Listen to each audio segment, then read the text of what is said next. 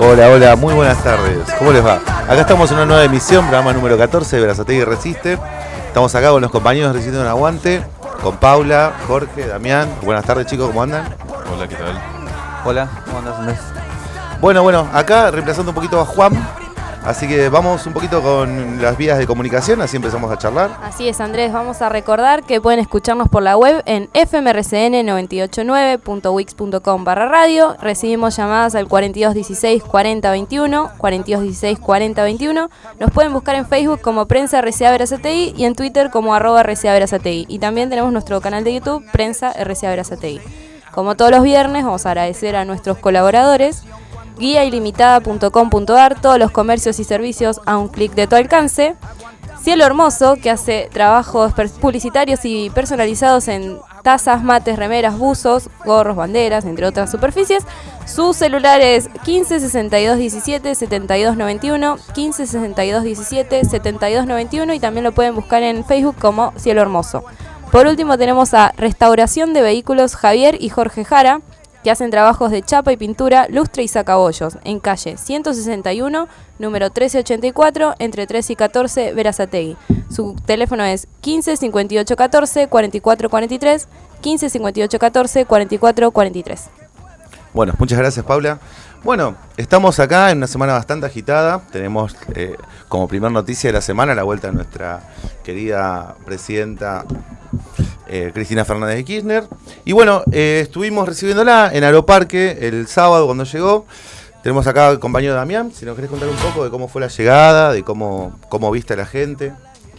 Bueno, como la otra vez que estuvo fue un marco impresionante en donde hubo mucha gente, mucho movimiento.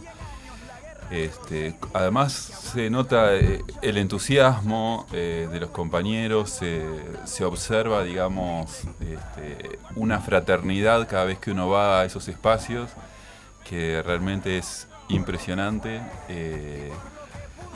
Y bueno, esta vez nos volvimos a juntar, como cada vez que viene.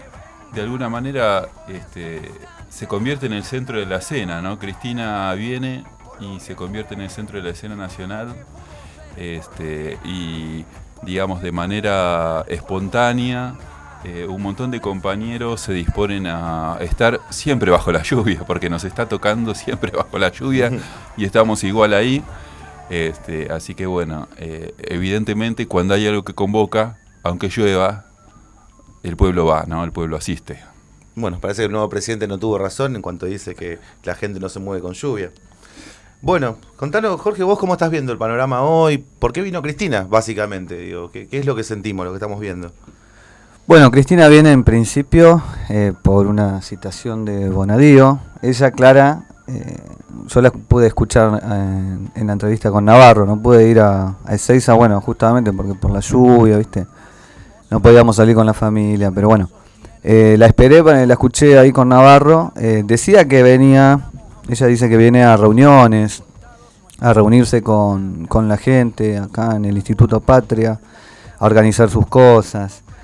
Y bueno, también viene porque la cita a Bonadío, por estas causas que está enfrentando, llamada Doble Futuro, y necesita hacerse presente, bueno, por esa causa. Pero ella aclara, acá en el programa con Navarro, que viene a organizar sus cuestiones, ¿no? Y tiene que ver con lo que dice Damián, me parece.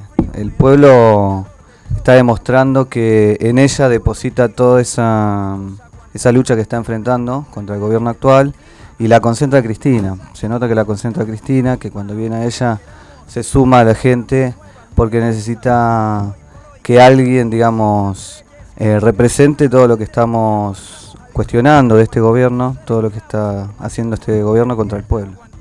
Hemos visto ya durante este plazo del primer semestre de este gobierno varios intentos de esta persecución política de diferentes compañeros.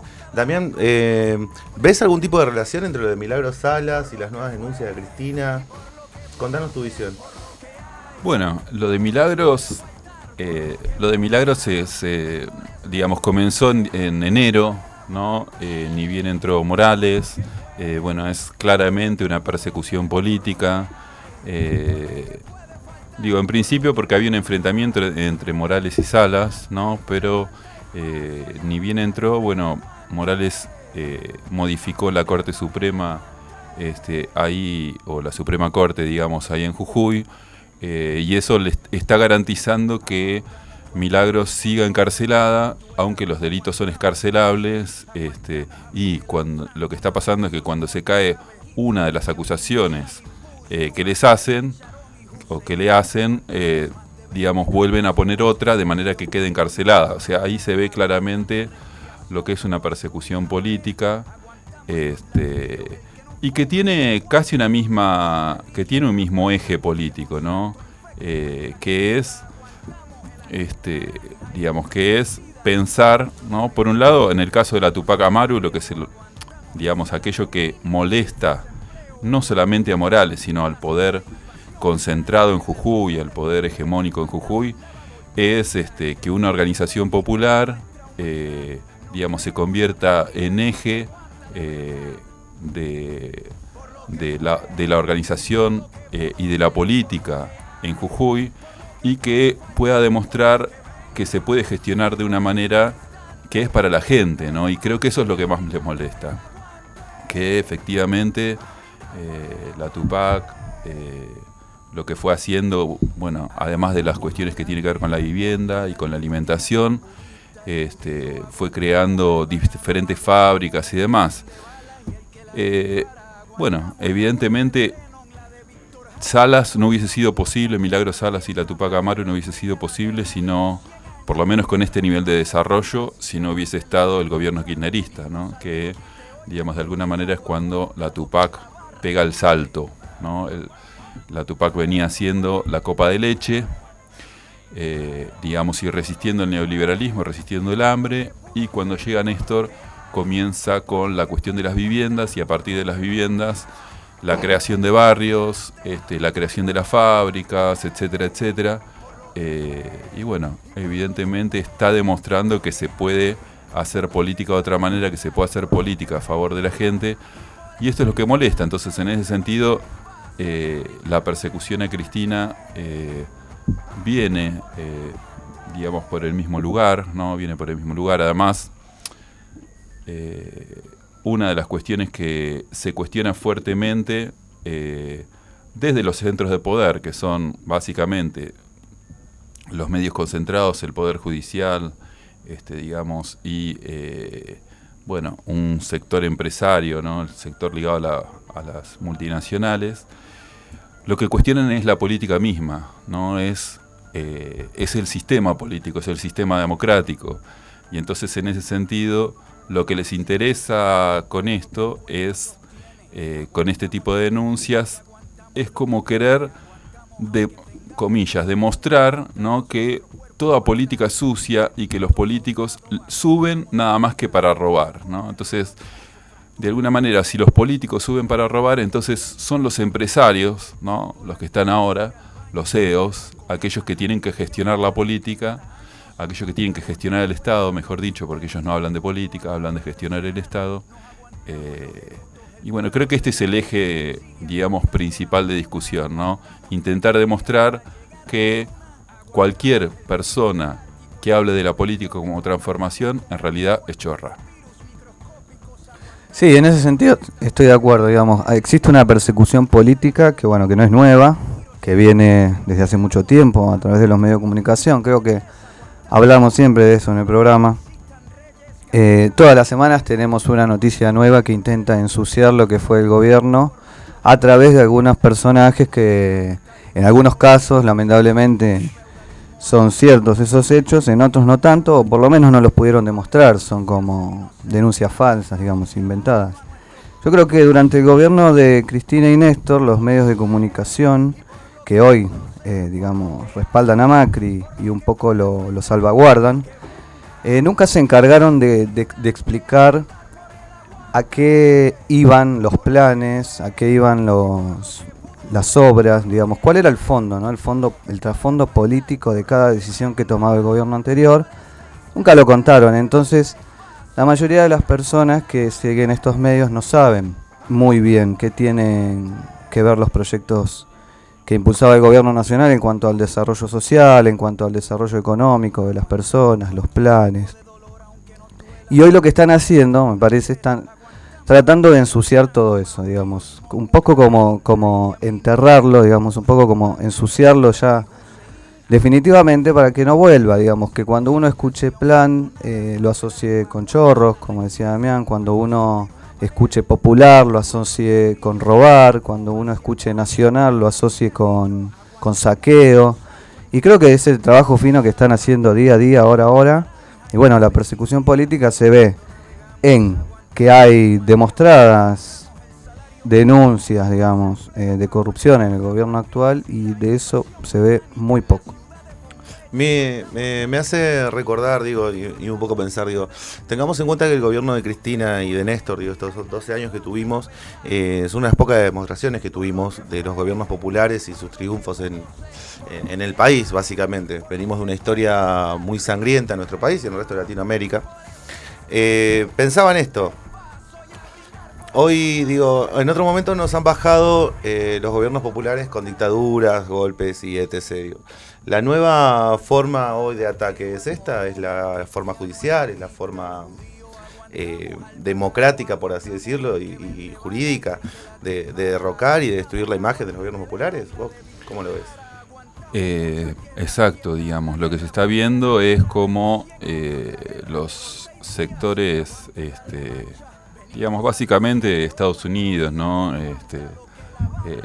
Lo que ha ido es como, digamos, modificando su estrategia, ¿no? Antes recurría a los militares, ahora está recurriendo, digamos, al partido judicial, ¿no? A los partidos judiciales. Y digo, es una cuestión que no tiene que ver, o sea, mejor dicho, que se puede ver en toda América Latina. De hecho, pasó en Honduras, ¿no? Hace 2 años, en donde sacaron a un presidente de manera bastante trucha, y también pasó en Paraguay, ¿no?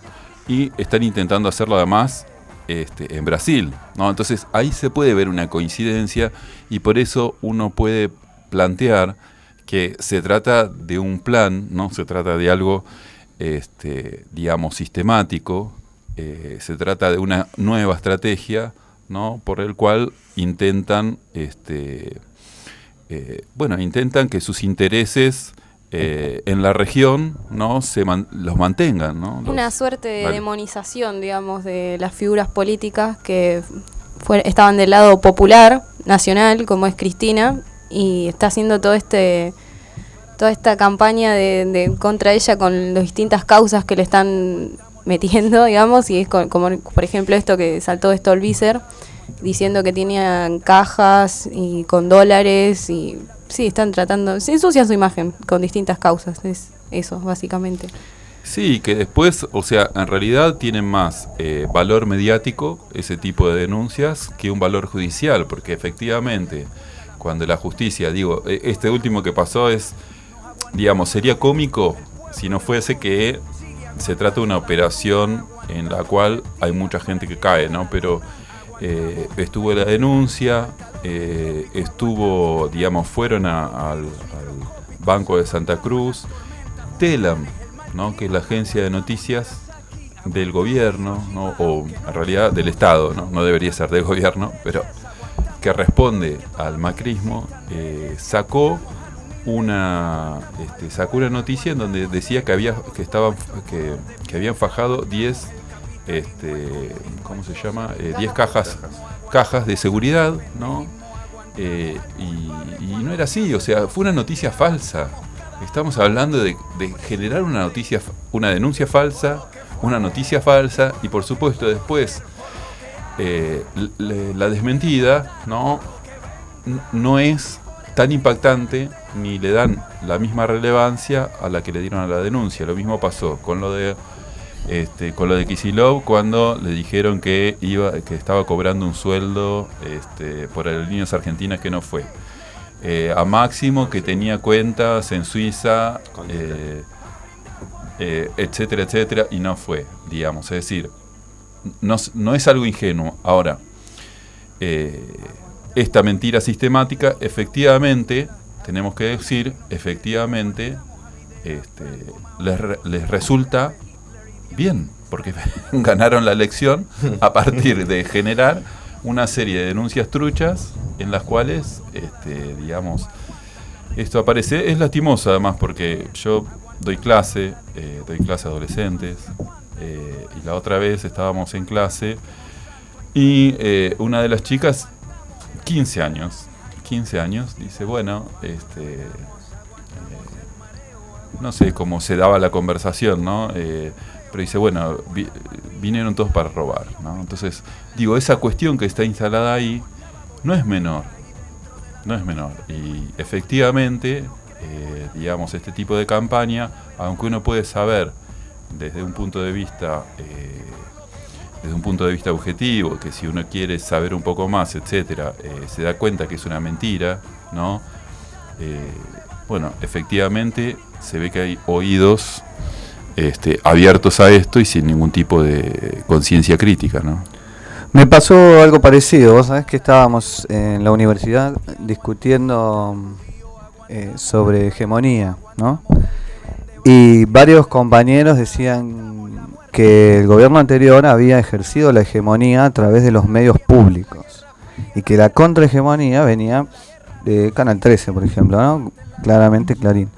Y resulta sorprendente, ¿no? Porque digamos, la diferencia es abismal entre lo que maneja un medio como el Grupo Clarín o algún otro grupo contra los medios públicos, pero sin embargo en la conciencia de mucha gente es así. Digamos, ganan la batalla, ganan porque es muy difícil, como vos decís, la desmentida.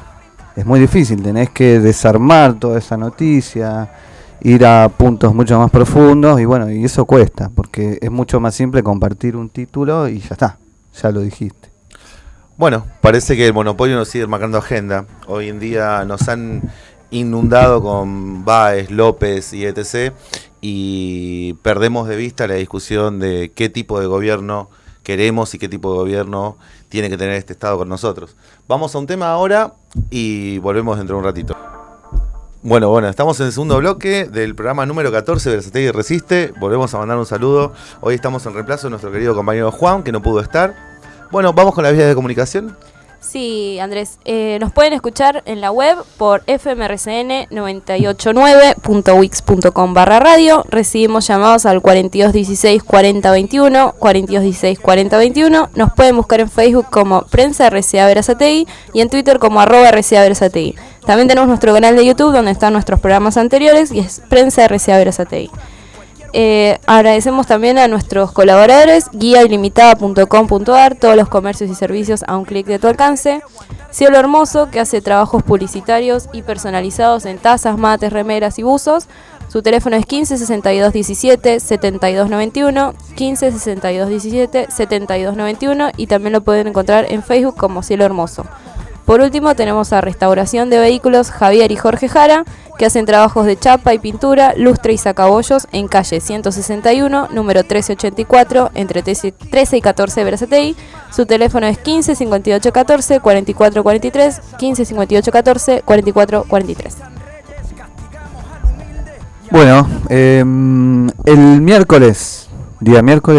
jueves, 7 de julio, se hizo una marcha en Berazategui, a la cual no pude asistir por cuestiones laborales, así que me voy a encargar un poco de preguntarles a ustedes cómo la vieron, ustedes fueron, cómo lo sintieron, a ver qué pasó.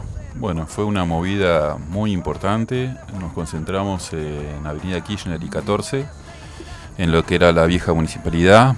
Ahí éramos unos cuantos compañeros.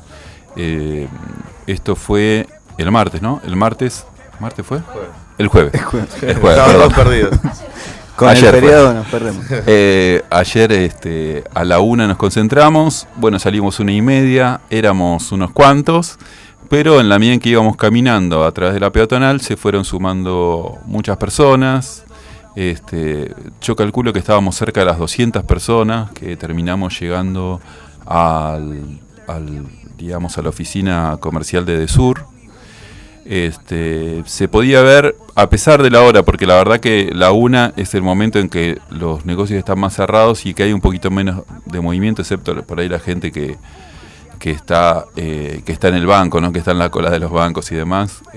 No había tanta gente, pero igualmente sí se notaba como que llamaba la atención. En algunos casos había un acompañamiento, pero fue un hito importante. Me parece que es un hito importante ahora, porque se pudo hacer esta movida, una movida que fue con una convocatoria amplia, no tenía un eje partidario, no tenía un eje, sino simplemente la cuestión de no al tarifazo, ¿no? Esas fueron las consignas que digamos que básicamente se cantaban. Algunas las consignas no las puedo repetir porque tenían algunos insultos hacia Aranguren, pero bueno, básicamente era no al tarifazo. Bueno, sé que se estuvo haciendo una convocatoria antes del jueves, durante la semana, ¿no? Haciendo volanteadas. Y cuando uno presenta esta consigna, ¿no? En contra del tarifazo, que estoy seguro que nos toca a todos, ya nos tocó a todos, me imagino. En el caso particular, la última factura de luz me vino mensual de 1.000 pesos, así que me imagino que nos toca a todos. ¿Cómo vieron ustedes la reacción de las personas que no eran las que fueron a la marcha, pero que escuchaban esta consigna? ¿Cómo...? El lunes a la tarde estuvimos en el centro de la 14 repartiendo volantes y bueno, salimos a volantear. Una actividad bastante interesante. Me pasó algo particular con una señora que nos encuentra en la puerta del banco y nada, nos dice, bueno, chicos, qué lindo que están haciendo y charlamos un poco de eso. Y me dijo algo que me quedó bastante en la memoria. Hace mucho tiempo que no se marcha por el tema de la luz acá.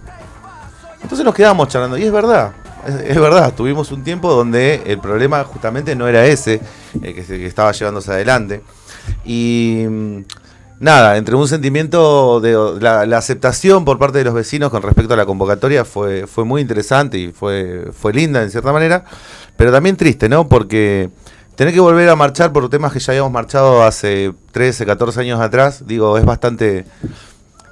es una visión bastante derrotista de lo que hemos podido lograr en todo este tiempo.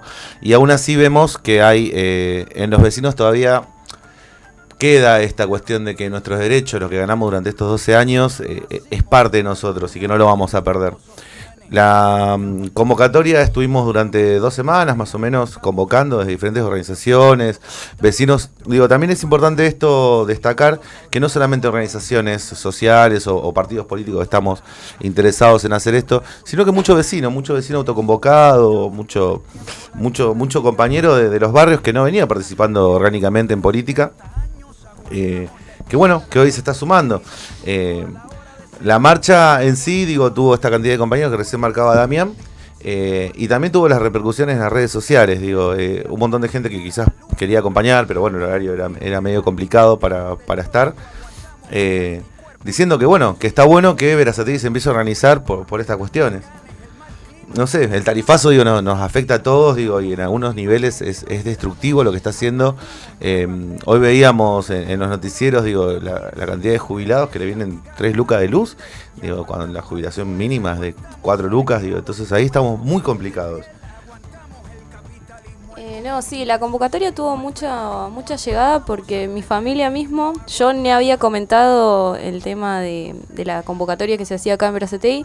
Y un integrante de mi familia me contó que se había enterado por un conocido de él y dije, tuvo mucha llegada realmente porque se enteró por otro lado. Yo ni siquiera había nombrado en mi casa, y porque como yo no, por cuestión de horario, estaba estudiando, iba a entrar a cursar en ese horario, entonces no pude ir, pero me dijo que él me dijo que sí, que quería ir y que si le daban los tiempos que iba a tratar de pegarse una vuelta para allá. Pero sí, la verdad que tuvo muy buena llegada, y la verdad que eso me sorprendió realmente que se enteraran así, porque siempre llevo yo las noticias esas de marchas, convocatorias así, y me sorprendió. Bueno, volviendo al tema del tarifazo, tenemos la última noticia de la semana, que es el tema de la resolución de la Cámara Federal. Ya venía pasando en varias provincias. Bueno, ahora Jorge nos va a contar un poquito más del tema. Lo bueno, destacando lo que decía Paula de la gente que se fue enterando, y ya es un tema que excede a si sos K o no sos K, a si confías más o no en este gobierno. La política del tarifazo es una, y es la que está afectando a toda la población. Jorge, contanos un poco de la nueva resolución de la Cámara. Bueno, esto fue el mismo 7 de julio, ¿no? Como si fuese, digo yo. Lo logramos nosotros. Fue la Exacto, marcha. sí. Gracias a la marcha se logró que la Cámara Federal de La Plata logre suspender el aumento, ¿no? Retroactivamente esto. No te puedo decir bien cómo se va a llevar esto adelante porque todavía es algo que no se sabe, pero fue un fallo que responde a distintos pedidos. Concretamente, este fallo responde al pedido de una asociación civil, Centro de Estudios para la Promoción de la Igualdad y la Solidaridad en La Plata. Bueno, para dar marcha atrás con este tarifazo que como decíamos recién nos afectó a todos y que un aumento del 1000%, viste, a mí me llegó de 1000, antes pagaba 120, así que es casi un 1000%, es una locura. En familias, como decís vos, que tienen un sueldo, que son jubilados, realmente no se puede pagar, no es algo que no se entienda, no es algo que no se pueda comprender, realmente no se puede pagar, o lo podés pagar la primera vez, te lo mandan en 2 cuotas ahora, ¿no?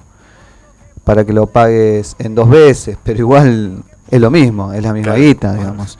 Bueno, entonces este fallo lo que declara es la nulidad de este aumento de las resoluciones 28 y 31 del ministro Aranguren. ¿Qué opinan ustedes? No, básicamente no es, esta es la última, pero no fue la primera, ¿no? Es decir, se vienen ya planteando algunas resoluciones judiciales que son, digamos, quizás más parciales. Esto lo que tiene es que al ser una Cámara Federal ya está afectando a todos, porque hasta ahora los fallos que se venían dando eran, digamos, afectaban, por ejemplo, a una parte de la provincia. Sí, 20 localidades creo que eran las que habían logrado que se suspendieran los tarifazos. Eran 20 más, por lo que leí. Claro. Y esto más ya afectaría a todo el país, por lo que tengo entendido. Esto, claro, tiene que ver con todo el país. Y bueno, digo, porque además tampoco se comprende muy bien y nadie parece que puede explicar por qué semejante cambio en las tarifas. Es decir, tanto es así que bueno, en la Patagonia hubo una intervención que no iban a aumentar más del 500, pero entonces no se entiende por qué digamos, aumentaron tanto. Claro. Digo, ahí aparece algo de la irracionalidad, apareciera una cuestión en donde apretaron un botoncito, ¿no? Y bueno, liberaron, soltaron a la bestia, y la bestia nos está comiendo. Sí, ahora gracias al fallo de la Cámara Federal de La Plata, medio que se armó una guerra, porque el ministro Aranguren dijo que iban a tratar de sostener las medidas que tomaron contra el tarifazo, y, o sea, no, en favor del tarifazo, perdón. Sí, no, y no, esto estaría llegando a ser ya una guerra entre lo que sería el Poder Ejecutivo y el Judicial, porque están ahí. Una guerra a medias. Porque sí, en realidad ahora lo que falta es decir, todos estos fallos que son de alguna manera discontinuos, bueno, van pasando de cámara en cámara a partir de las apelaciones, porque cuando hay, digamos, cualquier resolución de un juez, la otra parte, la parte afectada, que no está conforme, lo puede apelar, y esto va de cámara en cámara, etcétera, etcétera, hasta que termina en la Corte Suprema. Y entonces está la cuestión ahora, que es lo que se está, digamos, que es con lo que se está en la expectativa, sobre todo más el gobierno, quizás que el común que está en la calle, que es que la Corte Suprema lo tome, ¿no? Por un mecanismo que se llama per saltum, que es básicamente no estar esperando a que se den las sucesivas cámaras y que llegue hasta la Corte Suprema como última instancia, sino que lo tomen desde antes, y entonces ahí ellos tendrían que resolver. Entonces en este sentido, digamos, prontamente va a haber algún tipo de resolución, porque efectivamente, digamos, esto sobre algo que no es firme, ¿no? Porque también las empresas, cuando a veces continúan con el tarifazo, continúan con su acción, es porque el fallo no está firme. Digo, nosotros tenemos lo de Clarín, ¿no? Lo de Clarín y la cuestión de, digamos, que tenía que presentar su adecuación. Bueno, lo fue postergando una y otra vez, y aún con la Corte Suprema que le dijo sí se tenía que adecuar, igual lo pateó, ¿no? Y entonces, en ese sentido, las empresas se amparan, ¿no? Y para eso tienen el dinero para hacerlo, en todos los vericuetos legales, y eso hace que resulte difícil que la ley se termine aplicando. Entonces, esto no termina acá. Me parece interesante que una Cámara Federal se haya pronunciado, pero todavía esto no es el punto final de esto, ¿no? Bueno, una de las respuestas que dio el gobierno fue que si esto continúa, los aumentos de la energía los van a tener que pagar o con los impuestos o con dinero del Tesoro, lo que generaría falta de recursos o inflación. Digamos que yo creo que estamos en condiciones de decir que el gobierno está iniciando una campaña del miedo, ¿no? Diciendo a la gente que si no aceptamos el aumento, nos vamos a hundir. Hacia la gente y hacia la Corte Suprema, ¿no? O sea, porque acá está, y hacia los jueces, entonces porque los que están resolviendo son los jueces. Digo, uno habla a veces del partido judicial y la verdad es que, si bien es cierto que hay ciertos jueces que están alineados con una línea política que no tiene que ver con un partido, sino con la cierta hegemonía de un poder fáctico, ¿no? Lo cierto es que el Poder Judicial también tiene de los otros jueces, ¿no? Justicia legítima también existe, y en ese sentido, se empiezan a dar como esas contradicciones, como esas cuestiones de idas y vueltas, y bueno, este es el momento en el que estamos. La presión de los medios hegemónicos, la presión del gobierno. Retomo una frase que había dicho también al principio, es que hay dos formas de hacer las cosas, y en este momento ellos hablan de gestionar el Estado a modo de empresa, y una empresa no tiene que tener pérdidas, justamente. Entonces, me parece que el debate sigue siendo esto: la forma en que se lleva un gobierno, si es nacional y popular o es parte de una empresa que sigue vendiendo cosas. Sí. Era algo más. Sí, porque justamente, también ese es el eje. ¿Por qué? Porque el eje, a partir del cual el gobierno habla de que las tarifas tienen que aumentar, es porque no estamos pagando el costo de la energía, ¿no? Claro. Y entonces ahí lo que se está discutiendo es también el rol del Estado. ¿Cuál es el rol del Estado? ¿Y cuál es, para qué sirve la energía, ¿no? Si la energía es un derecho, entonces es algo que el Estado se tiene que ocupar para que efectivamente el ciudadano pague en torno, pague algo razonable, ¿no? Para protegerte, el Estado tiene que protegerte el derecho a tener la energía. Ahora, si para ellos cada una de estas cosas es un negocio, ¿no? Entonces, bueno, efectivamente, si vos no te puedes comprar un celular, smartphone, comprate el otro más chiquito. Y si no tengas celular, ¿sí? Entonces, es también, la idea de que el Estado tiene que garantizar derechos de los ciudadanos, es uno de los ejes que se está discutiendo hoy. Ese es el eje político que estamos discutiendo hoy. No, yo quería comentarles que mientras nosotros discutimos esto, nuestro actual presidente viajó a Estados Unidos y en una nota que dio para un canal de aquel país, dijo que es increíble el nivel de acompañamiento que tiene de los argentinos, que supimos entender este sacrificio que debemos afrontar del tarifazo. Lo cual me hace pensar que el nivel de cinismo del presidente es más grande de lo que yo creía, ¿no? Realmente vive en otra realidad, no puede comprender lo que es, con lo que decía Andrés, mi compañero, que una persona que cobre de jubilación 4.000 pesos tenga que pagar 3.000 de luz. Bueno, o cinismo o solo mira un solo canal de televisión. Vamos con otro tema musical. Agradecemos a Sandra, como siempre, del otro lado bancándonos, nuestra operadora, y volvemos en un ratito. Bueno. Bueno, bienvenidos al tercer y último bloque del programa que estamos haciendo con los compañeros de Verazategui Resiste. Les cuento, a quienes están escuchando por primera vez, nosotros somos una agrupación de vecinos que nos autoconvocamos en algún momento, por allá, después de las elecciones del año pasado.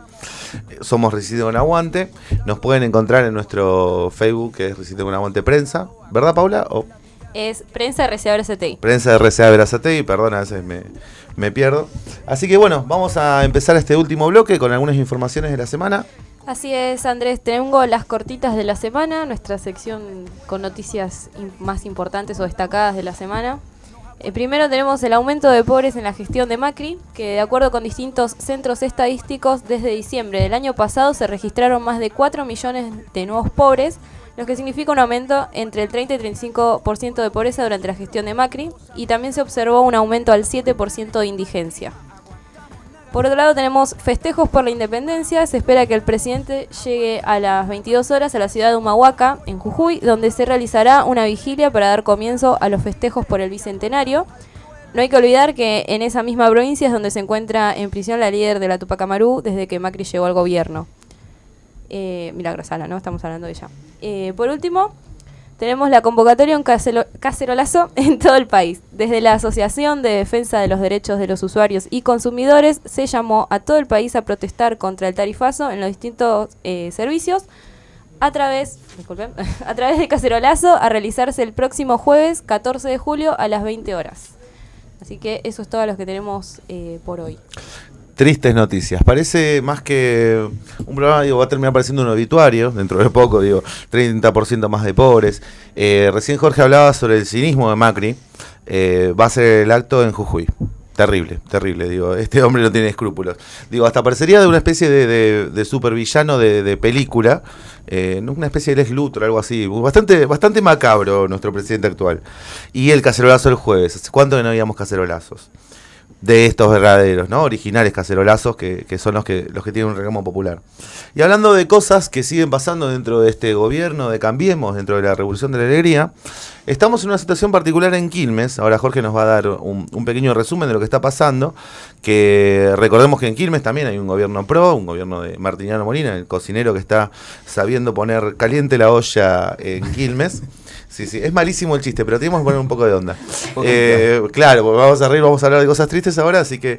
Bueno, Jorge, contanos qué está pasando hoy en Quilmes. Bueno, les quiero contar, para que si escuchan por ahí algo de este tema, se puedan sumar a solidarizarse a la lucha que está emprendiendo la Escuela de Bellas Artes de Quilmes, escuela a la que asisto hace 5 años.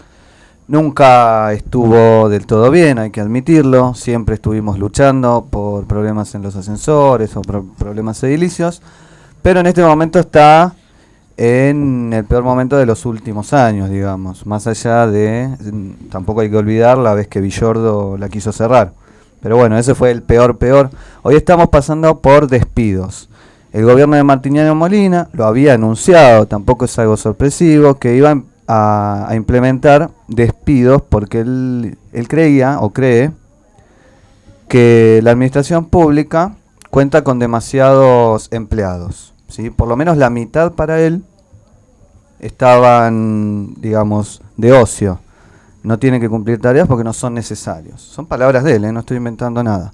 Así lo lleva a cabo desde que asumió y hoy son más de 600 los despedidos en el municipio. 600. Más de 600.